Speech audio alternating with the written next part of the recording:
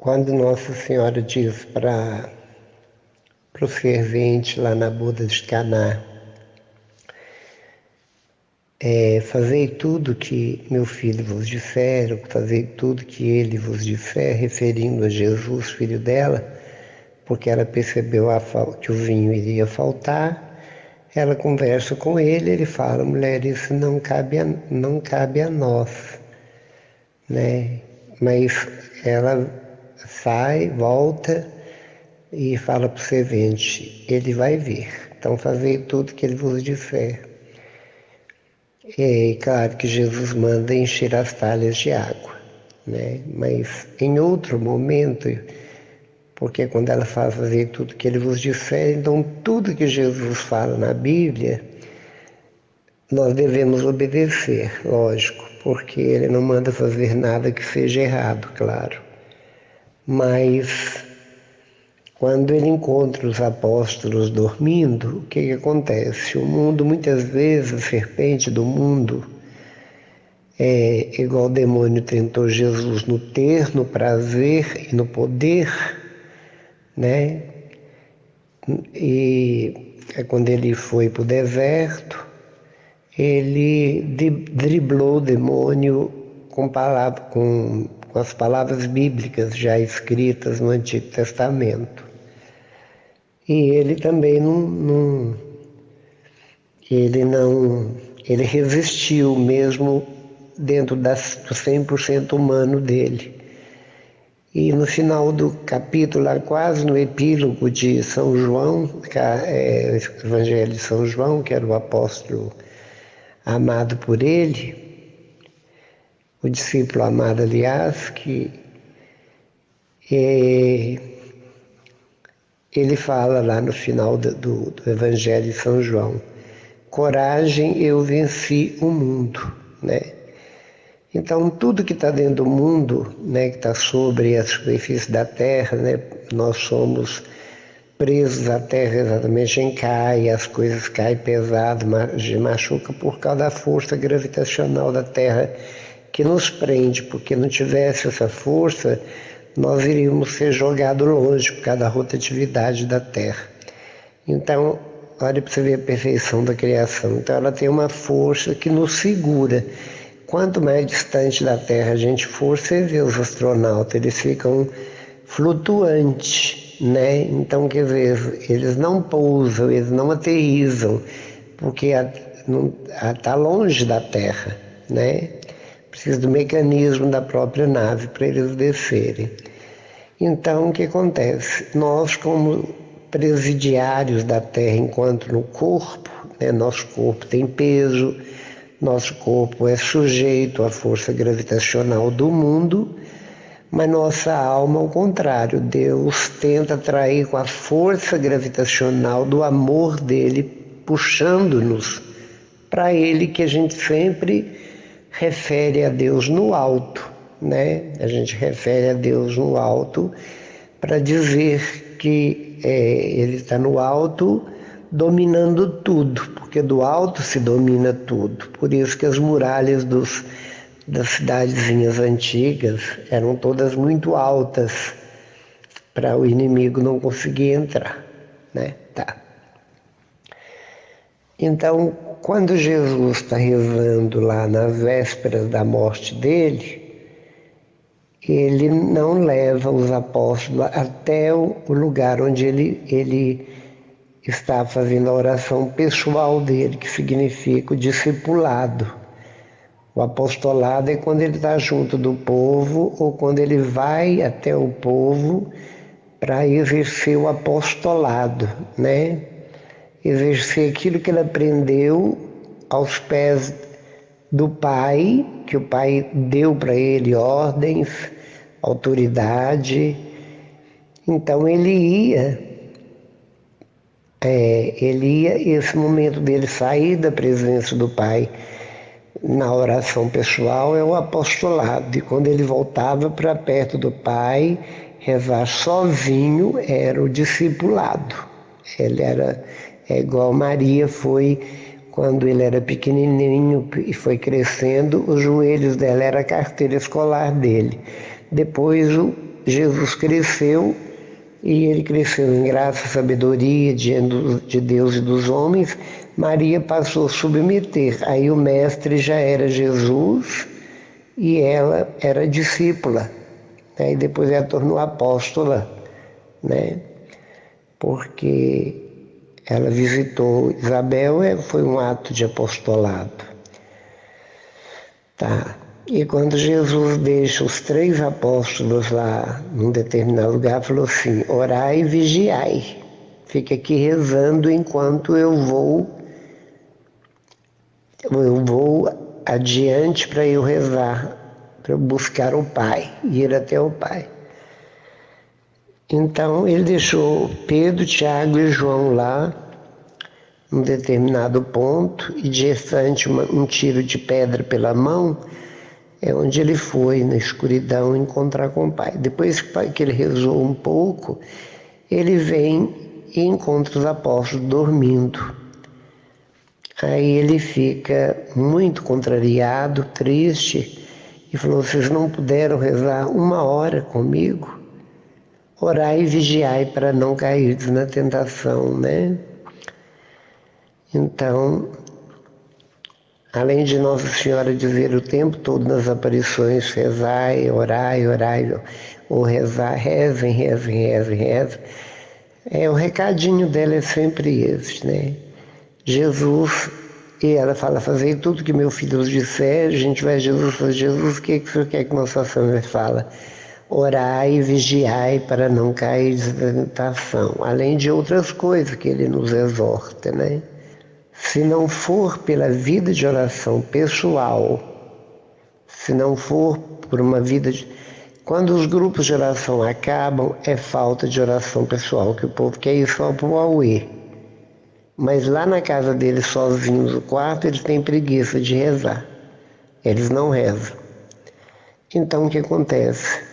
Ali não dá fruto, porque atrás de todo apostolado frutuoso existe um discipulado fervoroso.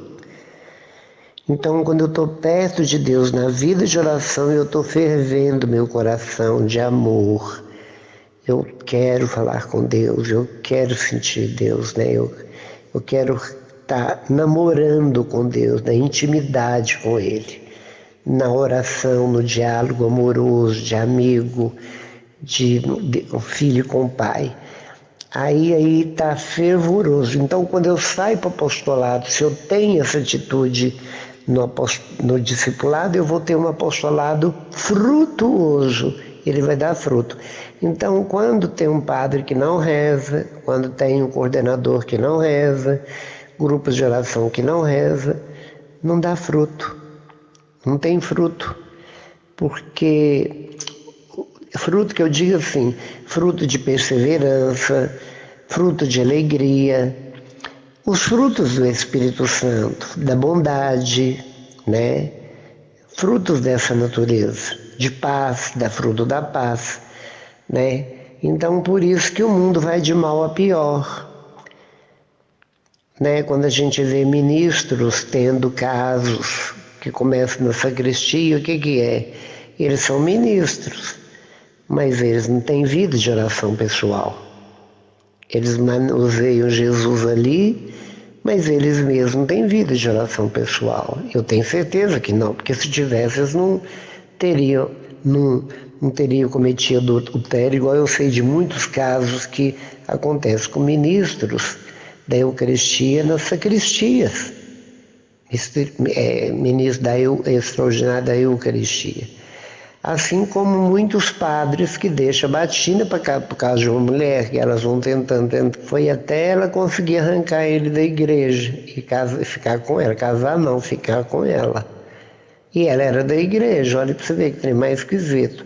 Mas a oração dela quando ela ia para a igreja era só para poder ver ele, porque ela ficou apaixonada com ele. Por quê? Porque ela não vigiou, porque ela não rezou, né?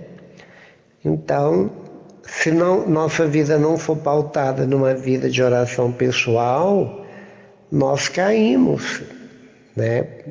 Nós caímos e decaímos, e depois eu te pergunto, Quem vai conseguir nos levar de volta para Deus? Se eu já aprendi tudo e mesmo assim eu consegui trair meu Deus, num pecado grave, né? Quantas mulheres que eu vejo chorando na hora da Eucaristia, na hora da comunhão, na missa, e eu até tento conversar com elas, mas por quê? Porque elas eram livres, apaixonaram e se uniram com um homem casado, ou está namorando, mas já está transando. E aí o que acontece? Está pecando dessa forma e elas choram porque não podem comungar. Uai, a gente ganha para perder e perde para ganhar. Se você quer Jesus, você tem que excluir tudo aquilo que é da carne, né? Você tem que excluir o excesso de comer, você tem que tudo aquilo que pode te levar a um pecado dessa natureza, do adultério, né? E por aí afora, do adultério, da perda da castidade, né? Da impureza. Então, o que acontece? Nós temos que orar e vigiar e comungar e confessar e pedir direção espiritual, mas principalmente rezar muito, porque a carne é fraca, o coração é bandido, ele só apaixona pelo que não presta. O pecado é gostoso, ele é atraente. Por isso que o demônio, ele não comete erro, não. Ele não comete pecado, não. Porque o povo fala assim, isso foi o demônio que me tentou. Mas a função dele é essa mesmo. Agora, você é provado o tempo todo se você ama Deus ou não. Então, quer dizer, o demônio tenta, né? A gente fala, né? Mas na realidade a tentação é as próprias pessoas, né? Então quem tem que confessar é o demônio. Então ele tenta, agora cabe a mim resistir ou não resistir, né? Não é verdade? Então, quando Adão e Eva cometeram o pecado vamos falar que é simbólico, de comer a árvore fruto da árvore da ciência, proibido, a serpente vem e engambelou a Eva. A mulher é muito curiosa, né? Foi levada pela atração daquela cobra bonita, cheia de cores, malabarista. E ela falou, por que você não come do fruto dessa árvore? É porque Deus proibiu. Mas ele proibiu, sabe por quê? Porque se você comer, você será como Deus. E ela, na mesma hora, crau, ainda chama o homem para poder comer, e o homem crau, né? Aí quando Deus vem e aparece, Deus pergunta para Adão, por que você fez isso? Ele falou, por causa dessa mulher que o senhor pôs junto comigo. Aí ele pergunta para a mulher, por que você fez isso, mulher? Ela falou assim, por causa da serpente. Ela não pergunta nada para a serpente, porque a gente não dialoga com o demônio. A gente dialoga com o pecado, com aquilo que pode nos levar ao pecado, né? Porque quando você percebe que a conversa está indo além, quando você percebe que você está fraquejando, quando a gente percebe que está sendo atraído por alguém, a gente tem que dar linha na perna, correr, rezar, comungar e por aí afora, né? Então, ser cristão é um ato heróico, é um ato de heroísmo. Agora, por que os santos chegaram à santidade? Eles pecaram, porém, eles se venceram a própria carne, venceram o mundo e venceram o demônio. São os três grandes inimigos da santidade. Inimigos nossos: a carne, o mundo e o demônio, né? Por isso que existe a igreja, a comunidade, os movimentos, para a gente rezar junto, a fé do outro nos contagia, o exemplo dos outros nos contagia, nós devemos ler livros de santos para tomá-los como exemplo. ter uma devoção muito grandiosa à Virgem Maria, São José, os homens têm uma grande devoção a ele, porque ele é o justíssimo, castíssimo, ela idem como mulher, né? A Virgem, no parto, antes, depois, etc. E o mundo te oferece tantas oportunidades o tempo todo. O demônio te dá com a mão e te toma com as duas, né? Então, a palavra nos ensina de todas as formas. Então, ninguém tem desculpa para o pecado. Jesus fala, antes de eu vir, vocês poderiam ter continuado o pecado, mas como eu vim e vos falei do pecado, já não há mais motivo para pecar. É claro que estava falando dos pecados graves, daqueles pecados viciosos nossos, né? Então, com razão, então quer dizer, nós sabemos na hora o que Deus quer para nós e o que Ele não quer. Agora, carências afetivas, vida de solidão, tudo isso pode ser transformado em algo maravilhoso, em algo maravilhoso. Por quê? Na solidão que a gente encontra Deus pessoalmente, no barulho não. E quando eu vou à missa, eu vou encontrar uma comunidade, onde eu vou ver pessoas rezando, vou rezar em comunidade, onde eu fortaleço. É como uma fogueira de lenha, muitos paus de lenhas queimando, ardem e sobe muito fogo, todos ardem ao mesmo tempo, né? Um contamina o outro. E quando eu estou sozinho, eu estou com Deus, né? Então eu estou buscando a força dele, a energia de Deus, a força, a santidade de Deus, obedecer a Deus, né? É assim a vida.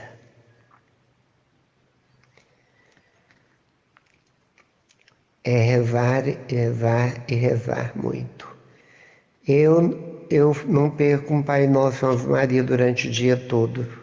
Eu estou guardando as plantas, eu estou rezando. Eu estou lavando vasilha, eu estou rezando. Eu deito para pôr as pernas para cima, eu estou rezando. Eu estou no carro, eu estou rezando. Estou viajando, eu estou rezando. Eu não paro um minuto para lá, para cá, vou, volto. Eu estou sempre com o texto pendurado no pescoço, ou na mão, ou eu vou rezando, sabe? Viajando, dialogo com Deus. Só não estou rezando assim. E quando eu estou na missa, eu estou rezando, que momento que não? Eu vou para o banheiro quando eu sento no vaso, eu estou rezando, sabe? Eu deito rezando, eu amanheço o dia rezando. E é por que eu rezo tanto? Porque eu sou santo? Não, é porque eu sou muito fraco, porque eu sou pecador, porque eu preciso da força da oração, né? Por isso. Porque ninguém pode dizer, não, eu não é. Quem está de pé, São Paulo fala, pode cair, né? E Deus me livre da gente, quer dizer, a gente tem que cair e levantar, porque a gente erra, a gente cai, mas o problema é esse, muitos que caem, eles depois não dão conta de levantar. Porque eles se sentem extremamente culpados, eles acham difícil retomar o caminho, porque se eles caírem, eles acham que eles vão continuar caindo, e ao contrário, eu posso caindo até morrer, mas Deus vai me olhar a minha intenção de levantar, né? E aceitar a ajuda dele de me levantar, e vou tentar mais uma vez, mais uma vez, mais uma vez. Só que eu não posso, eu tenho que evitar o primeiro tombo, né? Eu tenho que evitar de todas as formas, né? E para isso é a vida de oração, é a vida de leitura da Bíblia, é a vida de oração. Não tem outro caminho, né? Evitar filmes que nos excitam, evitar conversas com pessoas que fala muita besteira, evitar essas coisas, evitar companhias do sexo oposto, amizades, muita familiaridade, não pode, não deve, né? Nós temos que ter todas essas, como que eu vou dizer, esses cuidados, esses grandes cuidados, porque nós somos fracos, nós somos muito fracos, muito. Né? Mulher, então, é muito fraca, homem também é muito fraco, todo mundo é muito fraco, né? Se coçar, deita, né? Então, a gente tem que evitar isso, tudo isso, e é rezando, rezando e rezando.